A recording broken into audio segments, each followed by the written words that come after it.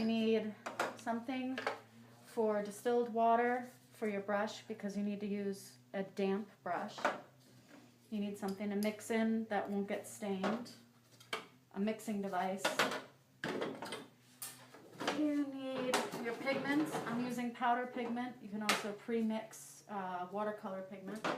A spoon. The chemistry, this is dichromate. And gum. Which is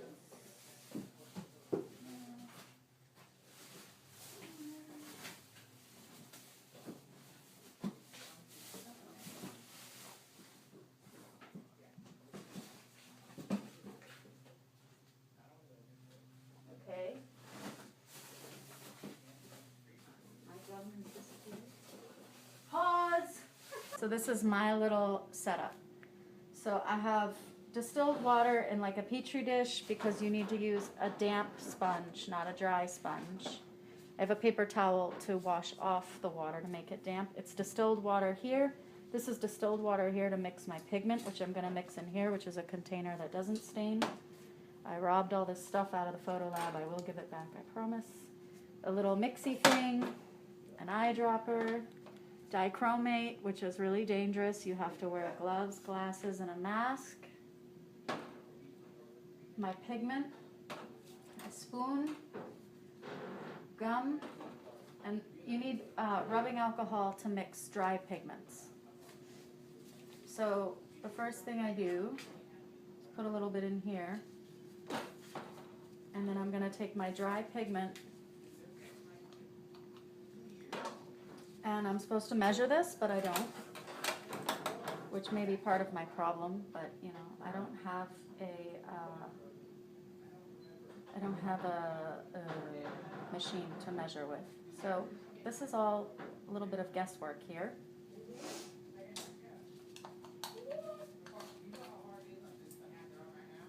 And actually, I may take a little out because what I'm trying to do, I didn't put enough yellow in the first thing, so it's very light. So I want another coating of yellow, but I don't want it to be a full heavy coating, so I'll just take a little bit out.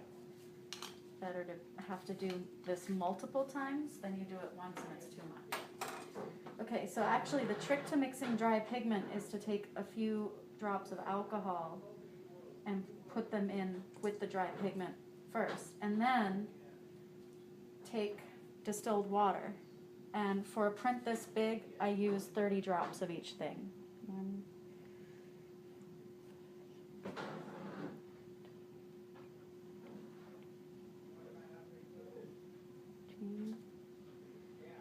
1, 2, 3, 4, 5, 6, 7, 8, 9, 10.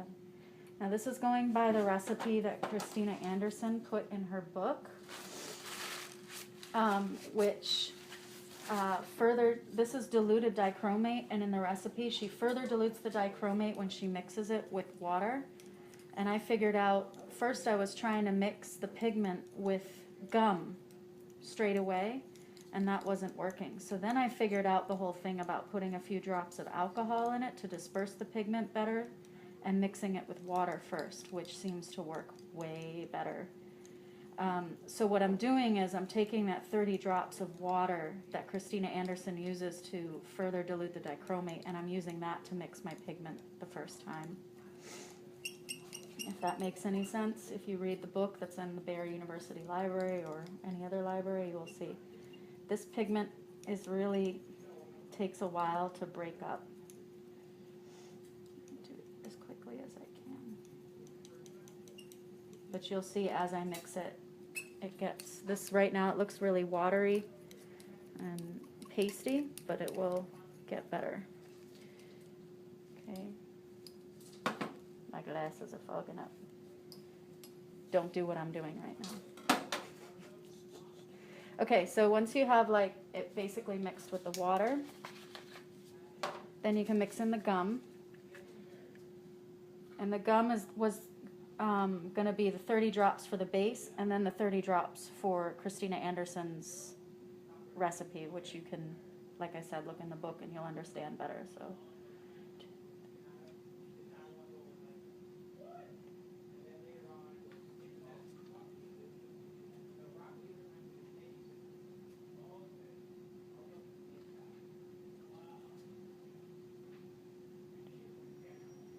So I do the first 30 and just give it a good mix around. And I keep trying to break up those lumpy, bumpy things that are in there and getting the edges here. And you see it's turning a nice orange. You're not going to get everything unless you sit here for like an hour, which we're not going to do. And then I do the next 30 drops.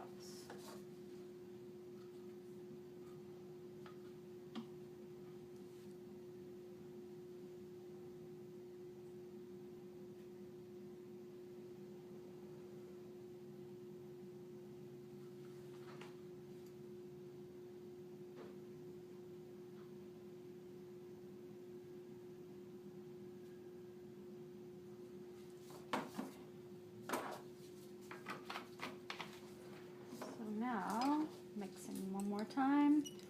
So by doing it this way, I've mixed it bit by bit, and I've gotten it pretty even, which is really cool.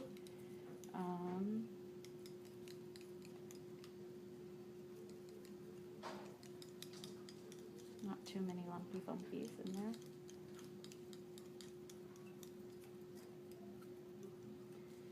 If you use store-bought watercolor pigment, you're going to get these watercolor tubes.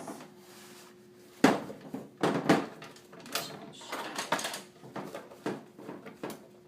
it in here. Get it off the bottom. Okay. You'll get watercolor tubes, and by Christina Anderson's recipe, you'll take the tubes and mix them with gum. Together at a certain amount, and you'll get this kind of a thing. And then what you do is, see, that's already mixed with gum. So then you take 30 drops of this only, because it already has the gum equivalent. 30 drops of this, 30 drops of distilled water, 30 drops of dichromate, and you're good to go. I have the extra 30 drops in here because I started with a dry pigment. I didn't start with an already gummed up solution. Okay. Now you put the dichromate in, which I'm going to put my glasses back on, because if you get dichromate in your eye, you're like screwed.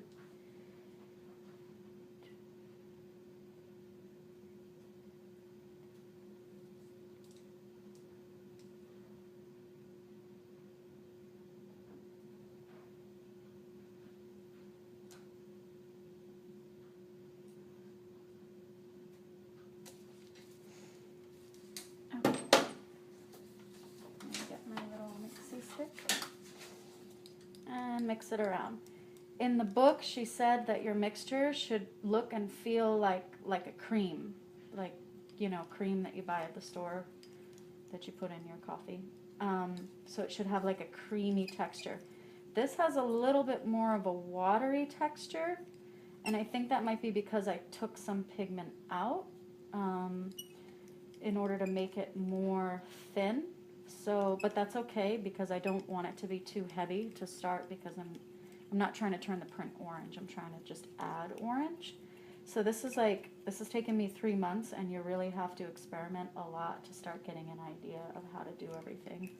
So don't go into this thinking it's going to be easy like I did, because I'm a freaking idiot for doing that.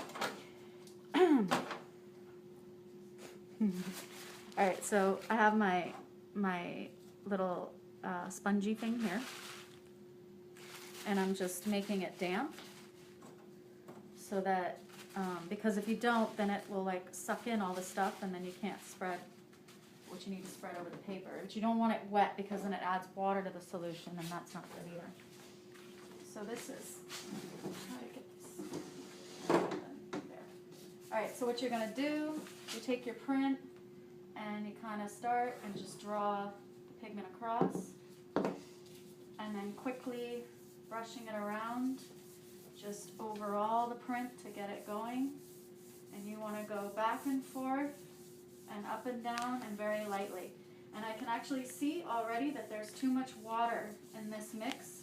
Either there's not enough pigment or not enough gum, because there's little bubbles forming. Not bubbles, but like it's not an even like coat. But that's okay. you know. So you just want to keep going up and down very lightly to get it really evenly coated.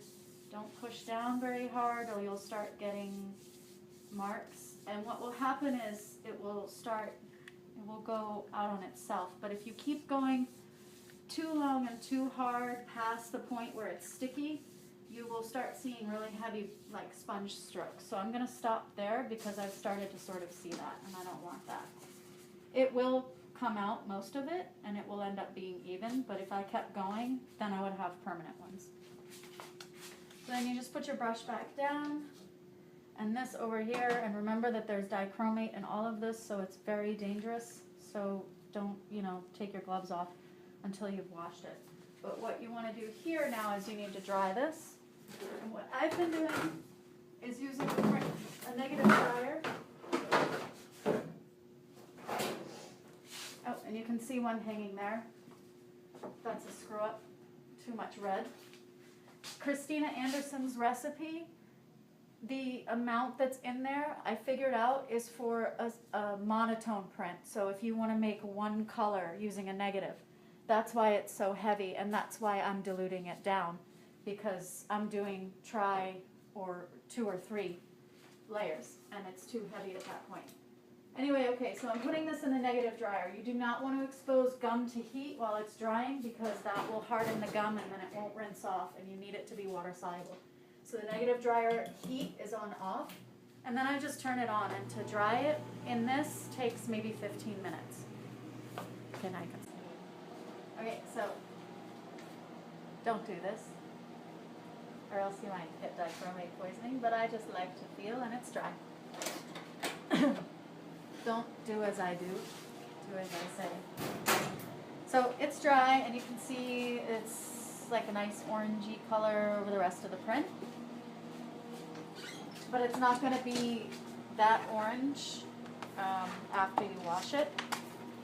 So this is a plate burner. You can either use this, which has a UV bulb, or you can find one of these, make one, which has UV bulbs inside. Or you can just buy a UV bulb and do test strips at home. So I take this and, okay.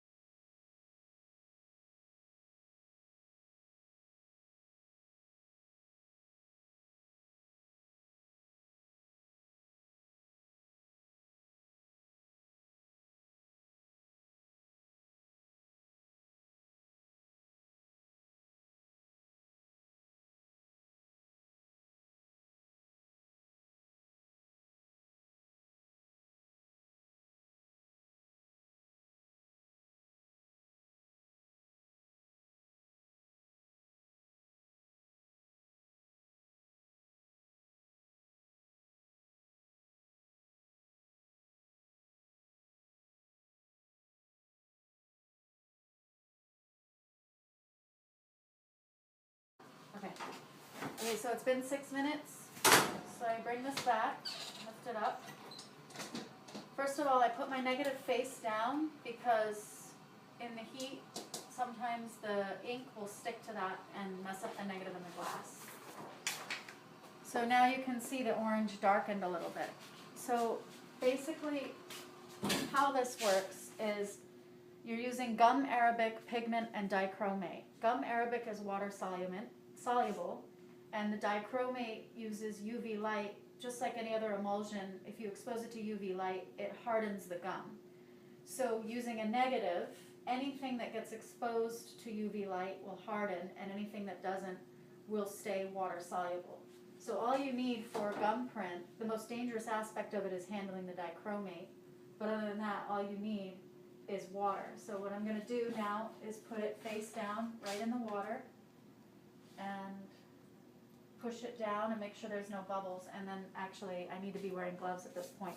What's going to happen is the first water bath, all the dichromate will leach out, and you let it sit for about 5 minutes, and then I'll take it out using gloves, of course, and change the bath and let it sit. Actually, what I discovered, my biggest failure in this and what was giving me the most trouble was that I wasn't soaking the prints long enough. In some directions I read people were only soaking their prints or washing them for 15 or 20 minutes.